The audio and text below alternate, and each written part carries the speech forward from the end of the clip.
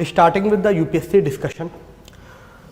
तो पहले हम ये देखेंगे कि यूपीएससी का जो सिलेबस है एंड यूपीएससी की जो स्ट्रेटजी होनी चाहिए फॉर 2023 एंड 2024 वो कैसी होनी चाहिए बेस्ड ऑन द जो पेपर 2018 से 2022 तक पूछे गए हैं इन लास्ट 5 ईयर्स में। तो हम सारे पेपर डिस्कशन नहीं करेंगे, हम ये देखेंगे कि कैसे लॉजिक से, ट्रिक्स से, लॉजिक से एंड नॉलेज से पेपर सॉल्व किया जा सकता है। तो पहले तो हम ये देखते हैं कि आपकी स्ट्रेटजी कैसी होनी चाहिए। कुछ चीज़ें आप समझ लीजिए जो यूपीएससी में ज़रूरी है, at least for pre as well as for mains. UPSC is known for trend breaking, वो ट्रेंड ब्रेक करती है। मान लीजिए कि अगर उसने 2016 में पॉलिटी से बहुत क्वेश्चन पूछ लिए, मान लीजिए 30 अराउंड क्वेश्चन पॉलिटी से पूछ लिए, 22 से 30 क्वेश्चन पूछ लिए, तो नेक्स्ट ईयर वो पॉलिटी से इतने क्वेश्चन नहीं पूछेगी। वो ट्रेंड ब्रेक करती है। जैसे आपने ऑप्शनल में भी ट्रेंड देखा होगा, मान लीजिए सोशियोलॉजी बहुत छोटा ऑप्शनल है, सबसे छोटा ऑप्शनल है तो हर किसी को पता है ये छोटा ऑप्शनल है, हर कोई फिर सोशियोलॉजी लेता है ना, तो कंपटीशन उतना ही हो जाता है। मान लीजिए हिस्ट्री एक बड़ा ऑप्शनल है, तो आपको पता है हिस्ट्री बड़ा ऑप्शनल है तो सबको पता है, लोग कम लेते हैं। तो जो आप देखेंगे जो कंपटीशन लेवल है वो लेवल्ड हो जाता है बिकॉज ऑफ डिफरेंट ट्रेंड। जैसे आपने सुना होगा पहले पीएसआईआर का ट्रेंड, सोशियोलॉजी का ट्रेंड चल रहा था, अब पीएसआईआर का ट्रेंड चल रहा है, उससे पहले ज्योग्राफी का ट्रेंड चलता था सोशियोलॉजी से पहले। तो UPSC is known for trend breaking. तो हम ये ट्रेंड नहीं देख रहे हैं, हम वो चीज देखेंगे कि जिस ट्रेंड से ऑलरेडी यूपीएससी ने पूछ लिया और किस नीश एरिया से वो क्वेश्चन पूछ सकती है। तो आपको वो नीश एरिया जो है आपको वो कवर करना है, एज वेल एज ट्रेंड के साथ तो रहना ही है। जिसे कहते हैं ना हर्ड मेंटालिटी, जो भेड़ों की तरह चलना, वो भेड़ की तरह तो आप चलिए ही चलिए, लेकिन भेड़ों के साथ आपको लायन बनने की जरूरत है, शेर बनने की भी जरूरत है। तो हम ये देखते हैं कि कैसे अपनी स्ट्रेटजी और यूपीएससी की स्ट्रेटजी को आप स्ट्रेटजाइज करिए। पहले आप चार्ट देखिए, इन्हीं सब चार्ट बनाने के लिए, इसी सब मेहनत करने के लिए हमें इतना टाइम लगता है।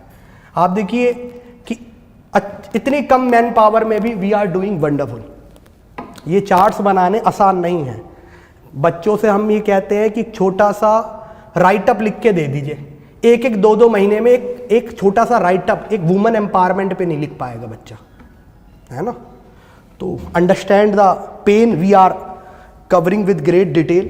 तो देखिए हम अगर ट्रेंड्स की बात करें तो economy, history, economy government scheme and organisation, जो इकोनॉमिक ऑर्गेनाइजेशन है हमने उसे एक चार्ट में लिया है। History and culture, environment, polity and governance, science and tech, agriculture. जो एग्रीकल्चर के क्वेश्चन बढ़ते जा रहे हैं, आपको अब याद करना पड़ेगा, आपको देखना पड़ेगा कौन कौन से फर्टिलाइजर, मोप, डैप, है ना, नाइट्रोजन फर्टिलाइजर, यूरिया, कौन कौन से फर्टिलाइजर एग्रीकल्चर में डलते हैं, कौन कौन सी तरह की ब्रीडर सीड्स होती है, फाउंडेशन सीड्स होती हैं, आपको ये पता होना चाहिए। तो एग्रीकल्चर की देखेंगे आप तो प्रोपेंसिटी 6, 8, 7, 4, 5, 5। तो आप देखिए इस तरह के क्वेश्चन पूछे जा रहे हैं, एग्रीकल्चर से भी क्वेश्चन आते हैं। तो आपको याद करना पड़ेगा, आपको समझना पड़ेगा कि सैलिनिटी ऑफ सॉइल कैसे खत्म की जाए। अगर सॉइल में बहुत ज्यादा नमकीन हो गया तो उसे कैसे खत्म किया जाए। तो उसके लिए आप ढेंचा की खेती कर सकते हैं, उसके लिए आप जिप्सम ऐड कर सकते हैं। तो you have to remember these things, जो कहानियां हैं, जो स्टोरीज है और जो लॉजिकल एनालिसिस है। कोई बच्चा ये पूछता है कि यूपीएससी कैसे क्लियर किया जाए, तो मेरा मानना ये है वो बच्चा जिसने प्रैक्टिकलिटी देखी है, जिसने धान और गेहूं के खेत में डिफरेंशिएट करना सीखा है, वो बच्चे के लिए, उस बच्चे के लिए जो प्रैक्टिकलिटी जानता है, उस बच्चे के लिए यूपीएससी बहुत केक वॉक हो जाता है। जिस तरह का आजकल के क्वेश्चंस आ रहे हैं, आप खाली बुकिस नहीं रह सकते अब यूपीएससी में। और अच्छे ऑफिसर्स भी वही बनते हैं जो प्रैक्टिकलिटी से आते हैं। हमने बहुत बार देखा है, बहुत नॉलेजेबल बुकिश बच्चे भी हैं जिनका सिलेक्शन नहीं हो पाता, और प्रैक्टिकल बच्चे हैं जो थोड़ा बहुत भी प्रैक्टिकल जानते हैं, उनका सिलेक्शन हो रहा है। चाहे आप पीसीएस का रिजल्ट देखिए, चाहे आप यूपीएससी का रिजल्ट देखिए। अब तो हरियाणा पीसीएस हो, चाहे राजस्थान पीसीएस हो, उड़ीसा पीसीएस हो, अब इन सब का लेवल आप देखेंगे as per the UPSC standard हो रहा है। हरियाणा का ही आप पिछली बार पेपर देखिए जो 2022 का है, उसे भी हम इवनिंग की क्लासेस में देखेंगे, उसकी भी ट्रेंड एनालिसिस करेंगे कि किस तरह के क्वेश्चन हरियाणा पीसीएस में पूछे जा रहे हैं। तो आप देखिए इन सब को पेपर को as per the standard of UPSC कर दिया गया है। तो हम देखते हैं, देखिए इकोनॉमिक्स पहले आते हैं। इकोनॉमिक्स में इकोनॉमी अगर 2016 में देखें तो 29 question, again 29 question, 25 question, 28 question, 23 question, 21 question, again 21 question. तो आप देखिए economy is most important. Lord Macaulay जिसने आपका सिविल सर्विसेज का सिलेबस डिजाइन किया, उससे पूछा गया द मोस्ट इंपॉर्टेंट टॉपिक क्या होंगे सिविल सर्विस में पूछने के लिए, तो उसका आंसर था पॉलिटी एंड इकोनॉमी, जिसे हम अर्थशास्त्र भी कहते हैं। दुनिया की पहली पॉलिटिको इकोनॉमी बुक कौन सी है? अर्थशास्त्र, रिटन बाय कौटिल्य। इवन जो आप देखते हैं फोर्ट विलियम कलकत्ता, जहां पे सिविल सर्वेंट की सबसे पहले ट्रेनिंग की कराई जाती थी, वहां पर भी कौन सा सब्जेक्ट पढ़ाया जाता था? Politico economy. तो politico economy again is a very important subject. Economy से आप देखिए हमेशा अराउंड मिनिमम 20 क्वेश्चंस रहे हैं, मिनिमम 20। तो economy should be a cake walk for you, जो कि है भी हमारे बच्चों के लिए आई थिंक। चलिए आगे चलिए। Next history and culture. History and culture से पहले मैं फिर पॉलिटी लेना चाहूंगा, क्योंकि पॉलिटी को इकोनॉमी कहा हमने, तो पॉलिटी देखते हैं। 2016 में 6 क्वेश्चन, 17 में पीक ट्रेंड ब्रेकिंग 22, 6 क्वेश्चन थे। इससे पहले कम क्वेश्चन आ रहे थे।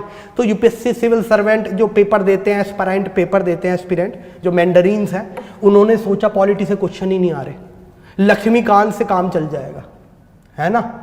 लेकिन UPSC is known for trend breaking, एकदम से ट्रेंड ब्रेक। अब जिसने पॉलिटी अच्छे से नहीं करी होगी उसका 2017 का अटेम्प्ट गया। 22 क्वेश्चन का मतलब है कि यूपीएससी आपको सिलेक्शन नहीं देगी अगर ये 22 क्वेश्चन आपको नहीं आते। एवरीवन, तो पॉलिटी में 22 क्वेश्चन अगेन है। अगर आप देखेंगे 2018 में 13 क्वेश्चन, 19 में 14 क्वेश्चन, 20 में 15 क्वेश्चन, 22 में 18 क्वेश्चन। अगेन 2022 में अगर आएंगे तो 10 क्वेश्चन, 21 में 18, 22 में 10। तो ये क्वेश्चन रहे हैं पॉलिटी से। तो आप देखिए अगर आप पॉलिटी को इकोनॉमी बना दे, पॉलिटी को इकोनॉमी, तो 1/3 एटलीस्ट 1/3 पेपर जो है पॉलिटिक्स एंड इकोनॉमी से आता है। एवरीवन, 1/3। और हमारी कट ऑफ कितने पे निकलती है? 50% पे। तो यानी 50% कट ऑफ है, 30%, ये 100 का बता रहा, 100% लिया जाए तो 50% पे कट ऑफ, और 50% का कट ऑफ है, 30% 100 में से खाली पॉलिटिको एंड इकोनॉमी में है।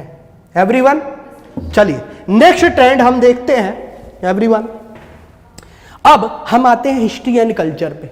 हिस्ट्री एंड कल्चर पे बेसिकली हम बहुत टाइम लगाते हैं।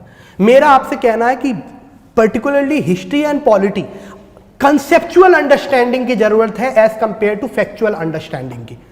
स्टूडेंट्स क्या करते हैं most of the time, history कही जाए तो वो डेट रटने लगते हैं। डेट्स नहीं पूछी जाती है यूपीएससी में, और जो पूछी जाती है वो सो ऑब्वियस होती है। अब कोई पूछे बैटल ऑफ तरायन तो सबको पता है 1192, कोई पूछे फर्स्ट बैटल ऑफ पानीपत, सबको पता है 1526। तो वो डेट्स जो हैं वो अब 6th 7th 8th क्लास के बच्चे को भी पता है, स्टूडेंट्स को भी पता है। वो डेट्स रटने की नहीं है, वो सो ऑब्वियस डेट है। तो आपको क्या करना है? Conceptual understanding of history is required. इसलिए आपको आर.एस. शर्मा पढ़ने के लिए कहा जाता है, इसलिए मेडिवल हिस्ट्री में सतीश चंद्र पढ़ने को कहा जाता है, इसलिए मॉडर्न हिस्ट्री में बी.एल. ग्रोवर या बिपिन चंद्र पढ़ने के लिए कहा जाता है। क्यों कहा जाता है? क्योंकि उसमें कंसेप्चुअल दे रखा है। आप क्या करते हैं, मैंने देखा बहुत सारे स्टूडेंट्स क्या करते हैं, तमिलनाडु की बुक ले आते हैं और उसे प्लिंटू पैरामाउंट कवर कर देते हैं। तमिलनाडु की बुक तब ठीक है जब आपका कंसेप्चुअल अंडरस्टैंडिंग अच्छी हो। यूपीएससी तमिलनाडु की बुक में से कुछ नहीं पूछता। पूछा गया यूपीएससी से सुप्रीम कोर्ट ऑफ इंडिया में कि आपकी रेफरेंस बुक क्या है, तो उसने क्या कहा? एनसीईआरटी। और पहले पेज से क्वेश्चन देती है। 6th क्लास की एनसीईआरटी है सोशल साइंस की, पहले पेज से क्वेश्चन आया हुआ है 2022 के प्री में, 6th क्लास की एनसीईआरटी से। समझ में आया? तो आपको एनसीईआरटी पढ़नी है, आपको वो बुक पढ़नी है जो कंसेप्चुअल अंडरस्टैंडिंग दे रादर देन रोट लर्निंग। क्योंकि देखिए मैं आपको बार बार बता रहा हूं कि जो डोमेन है जीएस का वो इन्फिनिटी तक जाता है। From minus infinity two plus infinity तक, इतना बड़ा डोमेन है यूपीएससी का। आप सारा तो इन्फिनिटी में पढ़ नहीं सकते और सारा मगअप नहीं कर सकते, लेकिन आप जो भी पढ़ रहे हैं, जो भी करंट न्यूज एनालिसिस हुई है, उसकी अगर कंसेप्चुअल अंडरस्टैंडिंग है तो UPSC would be a cake walk. और कंसेप्चुअल अंडरस्टैंडिंग का मतलब है जो एक्सप्लेन्ड पेज आते हैं न्यूज़पेपर के। कंसेप्चुअल अंडरस्टैंडिंग का मतलब ये नहीं है कि न्यूज़पेपर आप पढ़े ही ना, खाली आपकी जो निर्भरता है, रिलायंस है, जो रिलायंसनेस है, वो खाली आपके यूट्यूब की वीडियोस पे हो या फिर खाली किसी मैगजीन पे हो। ऐसा नहीं हो सकता, किसी सिविल सर्वेंट ऐसा नहीं हो सकता कि वो न्यूज़पेपर ना पढ़े। तो न्यूज़पेपर इज नेसेसरी। अच्छा, उसे पढ़ने के भी तरीके हैं, और न्यूज़पेपर आप तब पढ़ना सीखिए, तब पढ़िए जब आपका पर्टिकुलर सब्जेक्ट पूरा हो जाए। जैसे इकोनॉमिक्स पूरा हो गया तो इकोनॉमिक्स की न्यूज़ पढ़िए, पॉलिटी कवर हो गया तो पॉलिटी की न्यूज़ पढ़िए। ठीक है, आगे चलते हैं। हिस्ट्री एंड कल्चर की बात करें तो आप देखिए 17 क्वेश्चन 2016 में, 14 क्वेश्चन 2017 में, 18 में 21 क्वेश्चन, 19 में 15 क्वेश्चन, अगेन 20 क्वेश्चन 2020 में, 21 में 21 क्वेश्चन, 22 में 16 क्वेश्चन, है ना? कितने? 16 क्वेश्चन। लेकिन हिस्ट्री बहुत बड़ा है, टू बी प्रिसाइज। ये पॉलिटिको और इकोनॉमी साथ में मिला दो, उतना बड़ा है हिस्ट्री। हिस्ट्री में आपको एंशिएंट हिस्ट्री भी करनी है। मैंने फर्दर इसका बाइफर्केशन इसलिए नहीं करा क्योंकि हम क्लासेस में करवा देते हैं किस पार्ट से कितना आ रहा है। ठीक, तो हिस्ट्री में कौन कौन सी चीज? Ancient history, medieval history. Ancient से 4 क्वेश्चन है, मेडाइवल से 4 क्वेश्चन है, और बाकी के जो 8 क्वेश्चन है वो मॉडर्न से आए थे। लेकिन आपको यह समझना है, ancient, medieval, modern and art and culture, ये 4 सब्जेक्ट एक तरह से मिलके हिस्ट्री बनाते हैं, जो अपने आप में प्लेथोरा है। अब इंडिया का आर्ट एंड कल्चर, ए.एल. बसम जो बहुत बड़े राइटर हैं, अब तो नहीं रहे वो, उन्होंने बुक लिखी है हमारी कल्चर पे, उनसे भी पूछा गया इंडिया का कल्चर कितना बड़ा है, तो उनका ये जवाब था कि यहाँ 10 किलोमीटर पे तो लैंग्वेज चेंज होती है, डायलेक्ट्स चेंज हो जाते हैं, लैंग्वेज मत कहिए, बोलियां चेंज हो जाती हैं, डायलेक्ट्स चेंज हो जाते हैं। इतना डायलेक्ट और भाषाएं चेंज होने के बाद यहाँ का कल्चर कोई लिख कैसे सकता है? इतना वाइब्रेंट और इतना डाइवर्सिफाइड कल्चर है। ठीक, तो कल्चर बहुत बड़ा है। तो आप देखेंगे हम बेसिकली कल्चर में आपको इतना करा देते हैं कि यूपीएससी का जो स्टैंडर्ड है उससे क्वेश्चन बन जाए। बाकी कल्चर बहुत बड़ा है, उसकी कोई लिमिट नहीं है। तो 22 में हिस्ट्री से 16 क्वेश्चन आए। अब हिस्ट्री का डोमेन देखिए, ट्रेंड एनालिसिस करिए, increase, decrease, increase, decrease, increase, increase, decrease. ठीक, अब हो सकता है क्वेश्चन ज्यादा भी पूछे जाए हिस्ट्री से, क्योंकि हिस्ट्री की बात चल रही है, बहुत ज्यादा हिस्ट्री की बात होती है, तो हो सकता है 16 से ये 20 पे पहुंचे। History and culture, environment, environment evergreen topic, evergreen subject. Environment एक ऐसा सब्जेक्ट है, क्योंकि आपको पता होगा यूपीएससी प्री जो है उसमें सिविल सर्विस का भी पेपर होता है और फॉरेस्ट सर्विसेज का भी पेपर होता है, जो ऑल इंडिया सर्विसेज है। ऑल इंडिया सर्विसेज पता है ना, IAS, IPS and Indian forest services. इसे छोड़कर बाकी की जॉब कौन सी है? सेंट्रल गवर्नमेंट की जॉब है यूपीएससी में, एवरीवन। जैसे आईआरएस किसकी जॉब है बेटा? सेंट्रल गवर्नमेंट की, वो केंद्र सरकार की जॉब है। ठीक, तो आप देखिए इन्वायरमेंट पूछा जाता ही जाता है, क्योंकि फॉरेस्ट सर्विस का पेपर इसके साथ होता है।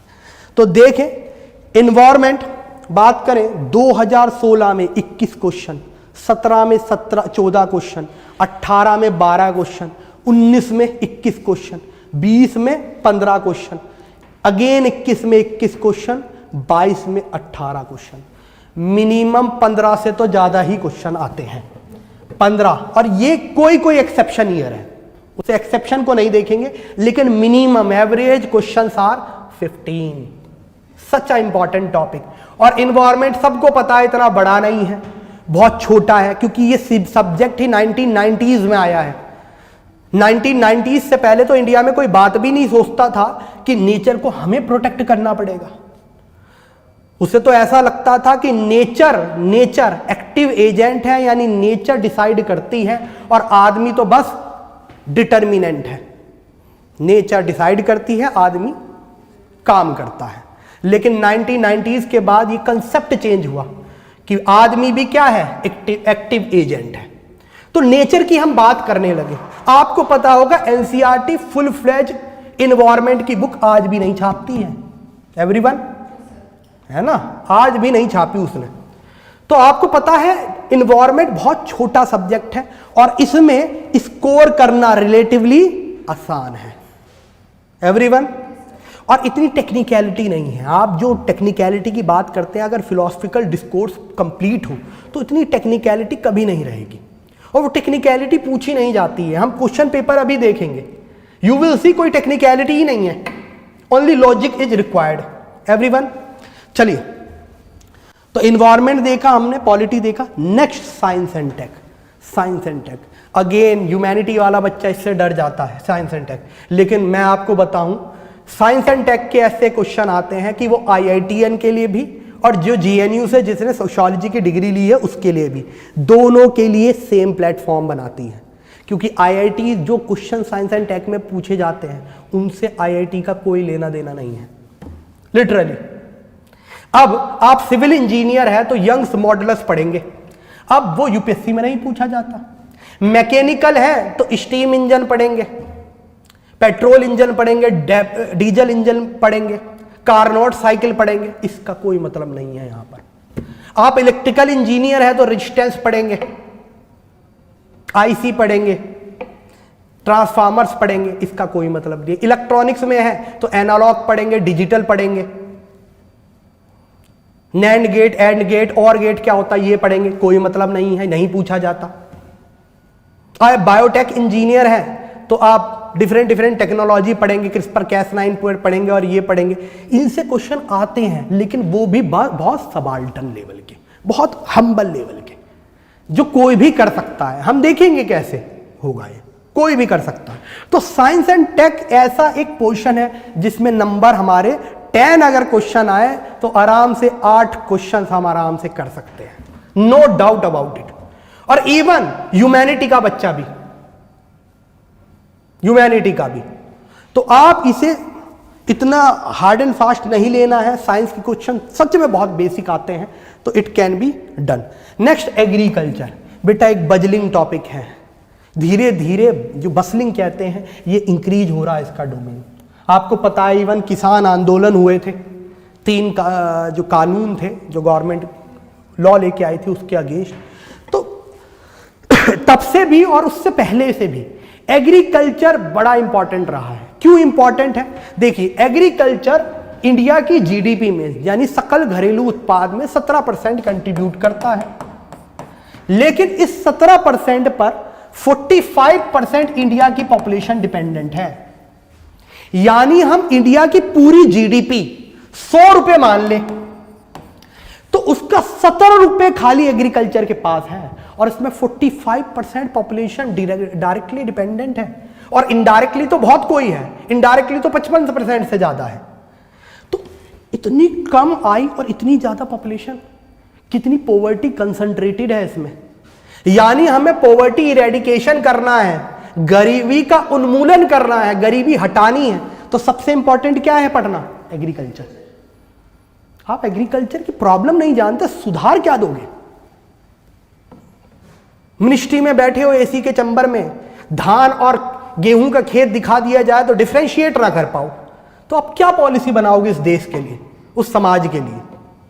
आप खाली डीसी तो नहीं रहते, सेक्रेटेरिएट लेवल पे भी जाते हैं, और सेक्रेटेरिएट लेवल का काम क्या होता है? Policy making. तो कैसी पॉलिसी मेकिंग करोगे जब आपको नहीं पता प्रैक्टिकलिटी, एवरीवन? तो यहां पे प्रैक्टिकलिटी भी सिखाई जाती है। मेरा एक कंसेप्ट हमेशा हम लोगों का ये रहा है कि ऑफिसर्स ऐसे निकाले जाए जो सच में समाज में जाके कुछ ग्रास रूट डेमोक्रेसी को ऐसे स्ट्रेंथन कर दे कि पूरी काया पलट हो जाए डिस्ट्रिक्ट की। इसलिए हम आपको मोटिवेशन लेक्चर्स और मोटिवेशन वीडियोस भी भेजते रहते हैं टेलीग्राम पर। वो मोटिवेशन वीडियो नहीं है जो आप जिस तरह से समझ रहे हैं। मैं ये पर्पस ये होता है कि आप उन लोगों से कुछ सीखें जो ऑलरेडी डीसी बहुत अच्छा काम कर रहे हैं डिस्ट्रिक्ट्स में, और उसी में फर्दर वैल्यू एडिशन करें, खुद का वैल्यू एडिशन भी लेके आए।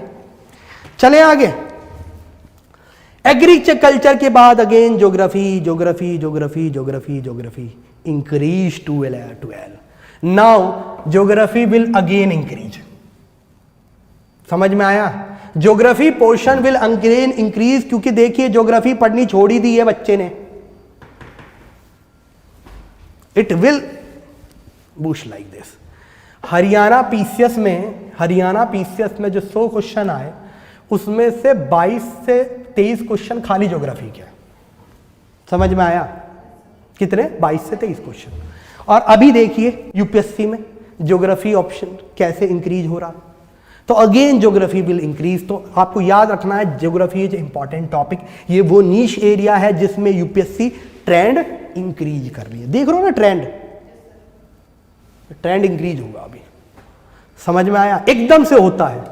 जैसे ये देखा है ना आपने, पॉलिटी देखो 6-22 आ जाओ. आप सारा कैरियर खत्म. एक साल में तो कितनों को वैसे स्क्रीन आउट कर दिया, ये ट्रेंड ब्रेक करके ही. समझ में आ रहा है आप लोगों को सबको? आगे चले बेटा. फर्दर ये हमने क्लासीफाई किया है, इसमें हमने दे रखा है, आप अपने रेफरेंस के लिए देख सकते हैं. ठीक है, चार्ट में भी और इसमें भी. आगे चलते हैं.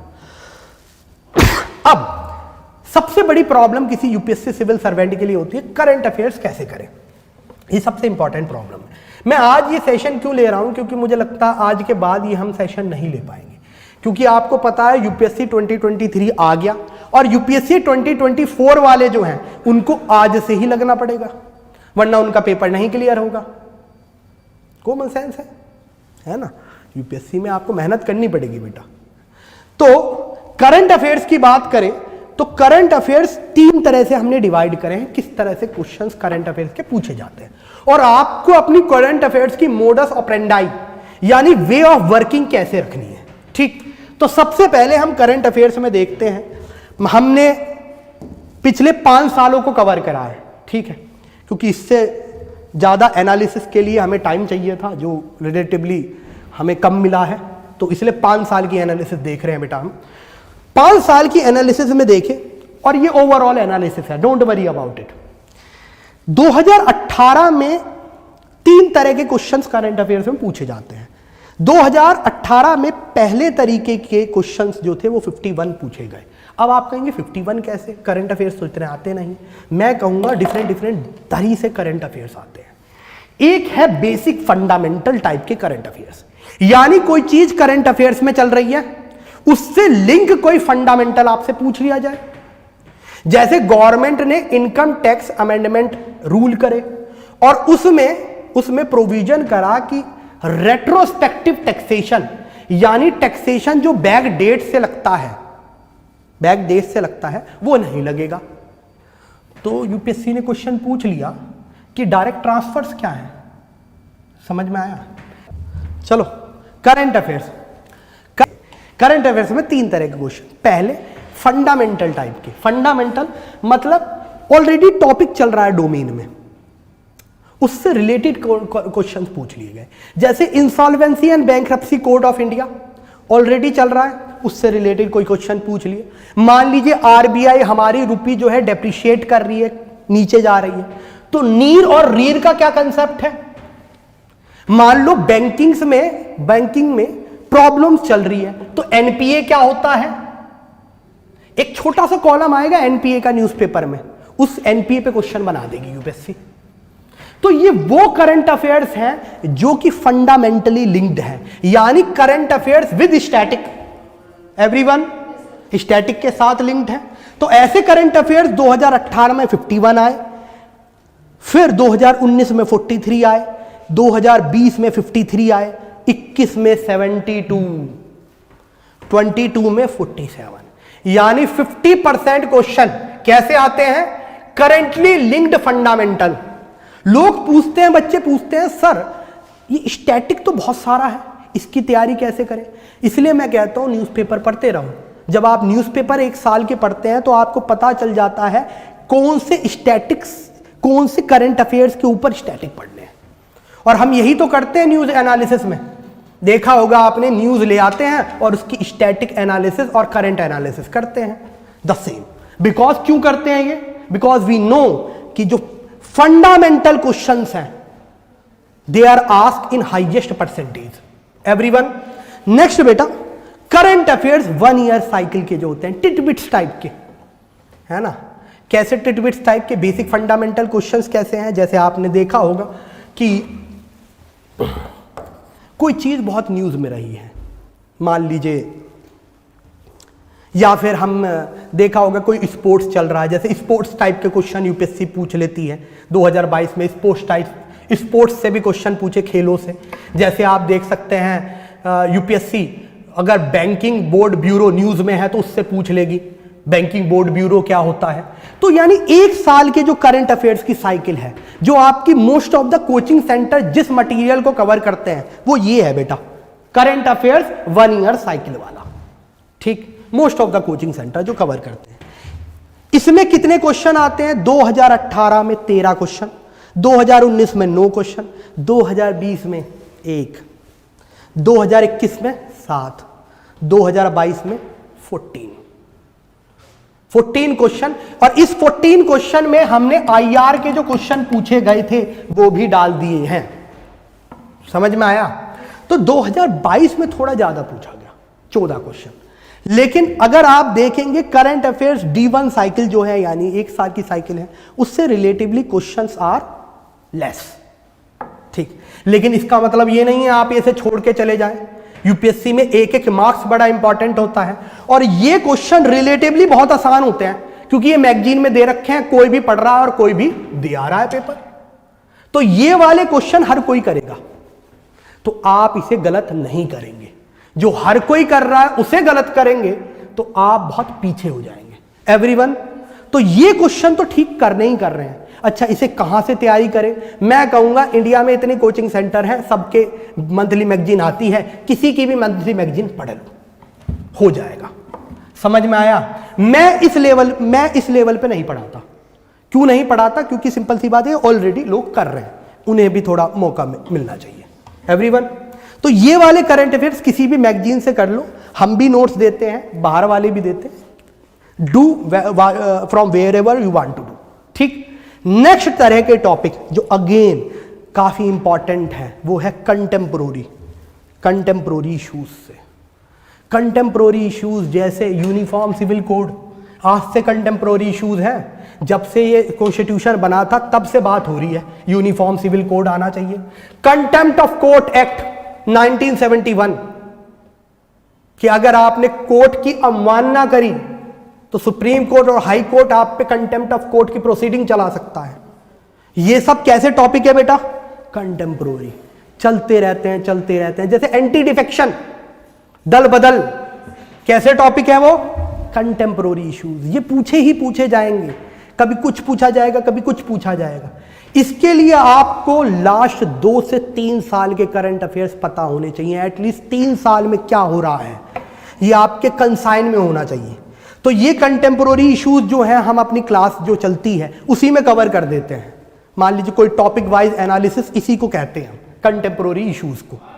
जो आपने सुना होगा most important topic wise analysis चलता है हमारा, वो ये है कंटेम्पोररी इश्यूज।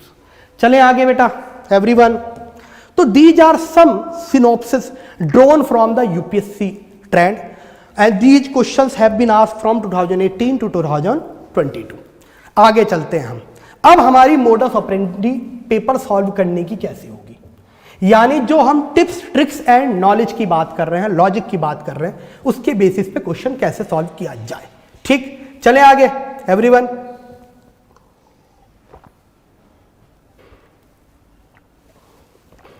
चलिए, कुछ इंपॉर्टेंट लॉजिक एंड पॉइंटर्स आपको याद रखने हैं यूपीएससी का पेपर सॉल्व करने में। फिर हम कुछ क्वेश्चन भी सॉल्व कराएंगे, डोंट वरी अबाउट इट। ठीक, कुछ अच्छा, मैं हमेशा ये बात कहता हूं कि किसी भी ट्रिक से ज्यादा, किसी भी टिप्स से ज्यादा इंपॉर्टेंट है नॉलेज और लॉजिक की। अगर आप पे लॉजिक है, अगर आप पे नॉलेज है, तो नो डाउट आपका क्वेश्चन ज्यादा चांसेस हैं सही होने के। तो इसका तो कोई भी अल्टरनेटिव नहीं है। लेकिन ऐसा नहीं है कि यूपीएससी के पेपर में जाए, 1 साल की हमने तैयारी करी है, सारे क्वेश्चन हमें आते हों।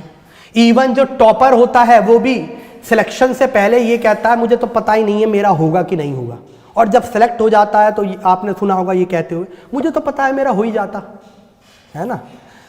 मैंने आपको पहले ही बताया था 100 रैंक से नीचे जिनका ऊपर जिनका भी आता है, 100 रैंक के बाद जिसका भी आता है रैंक, जिन्हें आईएएस नहीं मिलता या फॉरेन सर्विस नहीं मिलता, वो मैक्सिमम लोग दोबारा यूपीएससी पेपर देने आते हैं। जैसे आपने सुना हो कितनी आईपीएस हैं वो दोबारा आईएएस देने आ रही है, सो एंड सो फोर्थ, कितनी बार पेपर भी नहीं निकलता है ना।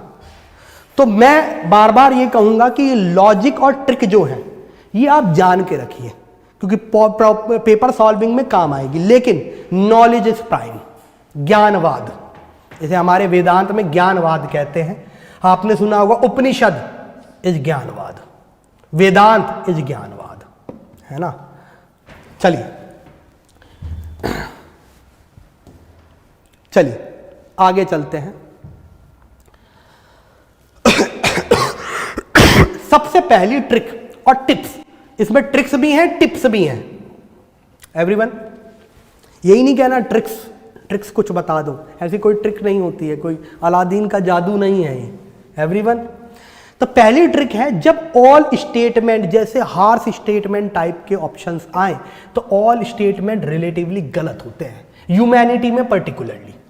जैसे माय नेम इज शशांक, इसका मतलब ये थोड़ी ना कि सारे बच्चों का नाम शशांक है ऐसा नहीं है। तो ऑल स्टेटमेंट जिसमें ऑल आए वो गलत होता है मोस्टली, जरूरी नहीं है हमेशा गलत हो लेकिन मोस्टली, ठीक। अब जैसे नन कहा जाए कि none of your name is Shashank, ऐसा नहीं हो सकता है कि खाली मेरा ही नाम शशांक हो और किसी का ना हो। और भी आपने नाम सुने होंगे अपने बचपन में किसी दोस्त के या फिर किसी फ्रेंड अपने रिलेटिव के। तो नन ऑन ऑल टाइप के स्टेटमेंट जो होते हैं रिलेटिवली फॉल्स होते हैं। आपको ये याद रखना, यही ट्रिक लगाएंगे हम, रुक जाओ। नेक्स्ट, सबसे पहला क्वेश्चन भी आपको केयरफुली रीड करना है और कोशिश करिए जिस क्वेश्चन में आप फंसे उसकी हिंदी पे चले जाइए, और हिंदी की मीडियम के स्टूडेंट है तो इंग्लिश पे आ जाइए। क्योंकि कितनी बार होता है, मैं अभी आपको पेपर दिखाऊंगा, यूपीएससी हिंदी इंग्लिश को हिंदी ट्रांसलेट करती है तो हिंदी इतनी कॉम्प्लेक्स बना देती है आपको समझ में ही नहीं आएगा, साथ में इसलिए इंग्लिश का वर्ड लिख देती है। अभी देखेंगे पेपर में, लाइव पेपर में देखेंगे, डोंट वरी अबाउट इट। तो आप क्या करें, सारे क्वेश्चन को केयरफुली रीड करें, जो क्वेश्चन नहीं आए उसकी हिंदी पढ़े, हिंदी माध्यम वाले इंग्लिश पढ़े। नेक्स्ट, सारे ऑप्शंस को चेक करें, ये भी इंपॉर्टेंट है। अब क्वेश्चन पढ़ते हुए ये भी देखें कि स्टेटमेंट इनकरेक्ट ऑप्शन पूछ रहा है या करेक्ट ऑप्शन पूछ रहा है। मोस्ट ऑफ द टाइम क्या होता है कि जो स्टूडेंट्स आते हैं, मान लो उन्होंने टेस्ट सीरीज नहीं करी है, तो कितनी बार क्या होता है, इनकरेक्ट को करेक्ट करी आते हैं और करेक्ट को इनकरेक्ट करी आते हैं, और ये बहुत बार होता है। और ये होता है lack of paper solving. Paper आपने सॉल्व ही नहीं करे हैं तो आपको इनकरेक्ट और करेक्ट बार बार ध्यान नहीं रहेगा, तो आप इस चीज को करके रखें। नेक्स्ट, जो लेंदी क्वेश्चन है उससे बिल्कुल ना डरे। सच बात तो यह है, जो लेंदी क्वेश्चन है वो सबसे आसान होता है क्योंकि सारी कंडीशनैलिटी ऑलरेडी दे रखी होती है। लेंदी क्वेश्चन सबसे आसान है, बहुत छोटा सा ट्रिक डाल रखा होगा उसमें। छोटा क्वेश्चन हमेशा जान लेगा क्योंकि इसमें एग्जैक्ट फैक्चुअल डेटा चाहिए। लेंदी क्वेश्चन में कंसेप्ट चाहिए, और कंसेप्ट तो आपको बिना कंसेप्ट को तो यूपीएससी लिख लेगा नहीं। तो ये क्वेश्चन कभी मत छोड़िए, उसे 2 बार पढ़िए। आपको डर लग रहा है, 2 बार पढ़िए।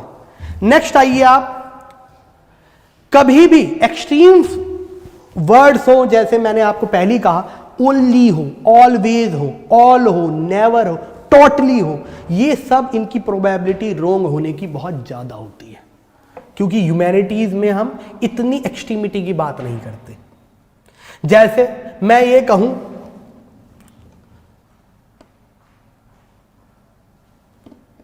अगर ये कहें retirement age in India is 65 years, statement सही है। अगर मैं कहूं कि all the employees working in all the sectors of economy their retirement age is 65, गलत है। कितने लोग 99 साल में भी काम कर रहे हैं, समझ में आया? तो एक्सट्रीम स्टेटमेंट को हमेशा आपको नेग्लेक्ट करना है। नेक्स्ट बेटा लिखते चलो, स्क्रिबल कर लो। नेक्स्ट, जब प्रोबेबिलिस्टिक और ब्रॉड स्टेटमेंट हो, जैसे सम, कैन, मे, जैसे Supreme Court may issue direction to government. अब ये स्टेटमेंट मे कह रहा है तो सुप्रीम कोर्ट या डायरेक्शन देती है, और मे लिखा है तो इसकी प्रोबेबिलिटी बहुत ज्यादा सही होने की है, मे है ना। तो मे, कैन, सम, इनकी प्रोबेबिलिटी सही होने की ज्यादा होती है, एवरीवन। नेक्स्ट चलते हैं हम, जब दूसरी चीज समझिए, जब कोई डेटा हो, इन पे बहुत क्वेश्चन सॉल्व कराएंगे आपको, रुक जाओ। जब कोई डेटा हो, कोई प्लेस दे रखा हो, कोई ऑर्गेनाइजेशन हो या नेम हो, इनकी प्रोबेबिलिटी रॉन्ग होने की थोड़ी ज्यादा होती है। पता है क्यों? आप अगर क्वेश्चन बना रहे हैं तो क्वेश्चन अगर कंसेप्चुअल है तो कंसेप्ट को उल्टा करना बड़ा मुश्किल होता है ना। आप जैसे एयर पोल्यूशन के कारण अस्थमा हो रहा है, ये सबको पता है ना। अब मैं ऐसे अगर ये बनाऊं, air pollution does not cause asthma, तो ये कंसेप्चुअल क्वेश्चन उल्टा हो जाएगा, नहीं बनाया जा सकता। लेकिन जब कहीं डेटा, प्लेस, ऑर्गेनाइजेशन और नेम होता है, इन्हें मॉडिफाई करना, एडिट करना बड़ा आसान है। जैसे वर्ल्ड बैंक की जगह मैं IMF कर दूं, बहुत आसान। कहूंगा देखो गलत कर दिया तुमने। तो क्वेश्चन बनाना कैसे है, ये क्वेश्चन बनाते कैसे हैं, ये भी मैं बात कर रहा हूं यहां पर। ये क्वेश्चन बनाने की टेक्निक है कि आप डेटा को, प्लेस को, ऑर्गेनाइजेशन को, नेम को, इसको मॉडिफाई कर दो, तो इनकी प्रोबेबिलिटी ज्यादा होती है रॉन्ग होने की। ये बेटा टिप्स एंड ट्रिक्स है, आपको याद रखनी है ये चीजें। आगे आइए, नेक्स्ट। अब कोई स्टेटमेंट ऐसा है जो आपको नहीं पता है, मान लो कोई स्टेटमेंट नहीं पता है आपको, और आपको जानना है ये स्टेटमेंट सही है या गलत है। तो सिंपल ट्रिक ये है कि आप उस स्टेटमेंट से ये पूछिए, पहली बार तो यूपीएससी ने स्टेटमेंट पूछा क्यों है, और अगर ये स्टेटमेंट ये है तो ऐसा कॉन्ट्राडिक्टरी या कंट्रास्टिंग स्टेटमेंट हमें ऐसी कोई भी स्टैंडर्ड बुक हमने पढ़ी है उसमें लिखा हुआ था क्या? अगर नहीं लिखा हुआ था तो गलत है। बी कॉन्फिडेंट, आपने जो पढ़ा है बी कॉन्फिडेंट अबाउट इट। और ये होगा किसमें? ये मोस्टली जो कंट्रास्टिंग और रिफ्यूटिंग स्टेटमेंट बनाए जाते हैं कंसेप्चुअल क्वेश्चन वाले में बनाए जाते हैं, और कंसेप्चुअल क्वेश्चन में वो बिल्कुल उल्टा कह देगा।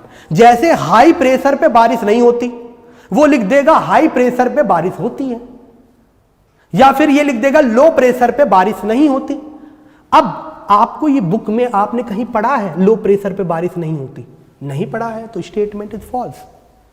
Everyone loud and clear? Next, जब भी कोई क्वेश्चन सॉल्व करें तो ये भी देखें कि नेम, नोमेनक्लेचर या इटिमोलॉजी, इटिमोलॉजी समझते हैं, वर्ड का अस्तित्व कहां से आया है, इटिमोलॉजी कहां से आई है। जैसे एक क्वेश्चन मान लीजिए, हिंद मजदूर सभा किसने बनाई? वहां पर अगर 3 ऑप्शन में सदर्न इंडियन नेम दे रखे हैं और एक ऑप्शन में खाली नॉर्दर्न इंडियन नेम दे रखा है, तो आपको पता है ये बात कि हिंद मजदूर सभा नॉर्दर्न इंडिया का नाम लग रहा है, तो इसके जो लीडर्स होंगे वो भी नॉर्दर्न इंडिया से होंगे। एवरीवन, तो नेम, नोमेनक्लेचर, इटिमोलॉजी कहां से क्वेश्चन लिया गया है, इसकी बात भी हमें करनी है। नेक्स्ट, जब कोई डिफिकल्ट वर्ड इंग्लिश में मिले या कोई डिफिकल्ट वर्ड हिंदी में मिले, आपको उसकी अल्टरनेट लैंग्वेज चेक करनी है हमेशा। जैसे एक बहुत छोटा सा क्वेश्चन पूछा गया कि इनमें से कितने चीजों में एमएसपी मिलता है। मेरे पास एम्पल एग्जाम्पल हैं, लेकिन वही है, एम्पल एग्जाम में एग्जाम्पल लेंगे तो यूट्यूब की वीडियो बहुत बड़ी बनती है, and we don't have leverage of time. तो यूपीएससी ने जैसे क्वेश्चन पूछा, एमएसपी इनमें से किस किस पदार्थों पे लगता है, यानी किस किस एग्रीकल्चर क्रॉप पे लगता है। उस पे एक ऑप्शन अरेका नट था, अरेका नट। अब अरेका नट नहीं पता है तो हिंदी देख लो, सुपारी, सूटी सुपारी वाली। अब एमएसपी यानी मिनिमम सपोर्ट प्राइस जो गवर्नमेंट है अगर सुपारी पे देगी तो वैसी दीवारें इतनी लाल हैं, है ना। अगर सुपारी पे एमएसपी दिया गया तो ये जो हमारा राष्ट्रपति भवन है उसे भी लाल कर देंगे, तो एमएसपी उस पर नहीं मिलेगा। समझ में आया। तो कहने का मतलब ये है कि आप अगर हिंदी चेक कर ले अरेका नट की तो वो सुपारी समझ में आ जाएगा and you don't have to worry. और सुपारी गलत करते ही by the all elimination technique answer आ गया आपका। बताएंगे एलिमिनेशन टेक्निक क्या होता है एवरीवन। नेक्स्ट, जब इन्वायरमेंट के और साइंस एंड टेक के क्वेश्चन आए, हमेशा याद रखिए जब इन्वायरमेंट के और साइंस एंड टेक के क्वेश्चन आए तो हमेशा एक चीज को इमेजिन करिए, पॉसिबिलिटी। द साइंस, अरे यार अगस्त कॉम्टे एक बहुत बड़े आप देखेंगे दार्शनिक फिलोसफर रहे हैं, उन्होंने एक थ्योरी दी है पॉसिबिलिज्म की, अगस्त कॉम्टे का पॉसिबिलिज्म। उसका कहना है कि हर चीज जो सस्टेन करती है सोसाइटी में वो लॉजिकल होनी चाहिए, वरना सस्टेन नहीं हो सकती वो सोसाइटी में। समझ में आया। तो साइंस एनवायरमेंट ये आया ही पॉसिबिलिज्म से है, लॉजिक से है। साइंस क्या है कि बार बार मैं पेन को छोड़ रहा हूं नीचे ही गिर रहा है, यही तो साइंस है। इसी के ऊपर मैथमेटिकल मॉडल बना दिया गया, न्यूटन ने अपना मॉडल बनाया, आइंस्टीन ने अपना मॉडल बनाया।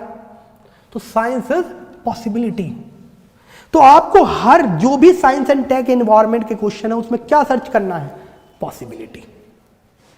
जैसे पूछा गया कि स्मार्ट जीपीएस कहां कहां यूज हो सकता है, पूछा गया स्मार्ट वॉच में, स्मार्ट ग्रिड में, और 3-4 ऑप्शन और थे। मान लो आपको नहीं पता है स्मार्ट जीपीएस क्या होता है, नहीं भी पता है, मान लीजिए नहीं पता है, लेकिन पूछा गया कहां कहां यूज हो सकता है। अब आज यूज नहीं हो रहा हो तो आगे यूज हो सकता है, और सारी टेक्नोलॉजी तो आपको पता नहीं है ना। तो मोस्टली कोई टेक्नोलॉजी आती है उसके तो मल्टीपल डायमेंशंस होते, कहीं भी यूज करो। किसको पता था कैमरे से क्लास दी जाएगी? जब कैमरा निक्सन ने पहली बार बनाया था, सोनी जो निक्सन है जापान की कंपनी, निक्की एंड निक्सन बड़ी फेमस कंपनी है, तो कैमरा बनाया था तो किसी को पता था क्लास चलेगी कैमरा पे? Did anyone know about it? Answer is no. तो पॉसिबिलिटी सर्च करिए।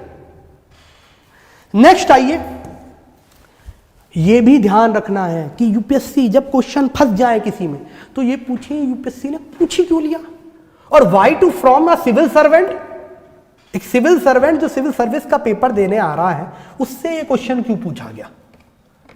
तो आप अगर ये चीज करेंगे तो हो सकता है आपको आंसर इससे मिले कि वो क्यों पूछा गया है। इसका भी एग्जांपल हम देखेंगे। नेक्स्ट, एलिमिनेशन ऑप्शंस, ये भी एक लास्ट ट्रिक है, एलिमिनेशन ऑफ ऑप्शंस। अगर इनकरेक्ट स्टेटमेंट है, देखिए एलिमिनेशन करना सीखिए। मान लीजिए एक स्टेटमेंट गलत है ना, एक स्टेटमेंट गलत है और बाकी वो ऑप्शन में भी 3 ऑप्शन में वो स्टेटमेंट दे रखा, एक ऑप्शन में नहीं दे रखा, तो जिसमें वो नहीं दे रखा वही ऑप्शन ठीक होगा। बताएंगे कैसे एलिमिनेशन टेक्निक यूज होती है, क्योंकि इसमें एग्जाम्पल के फॉर्म पे नहीं, एक क्वेश्चन के फॉर्म में समझाएंगे, ठीक है। तो लास्ट इज एलिमिनेशन टेक्निक। तो these are some simple tricks and tips for UPSC. कुछ क्वेश्चन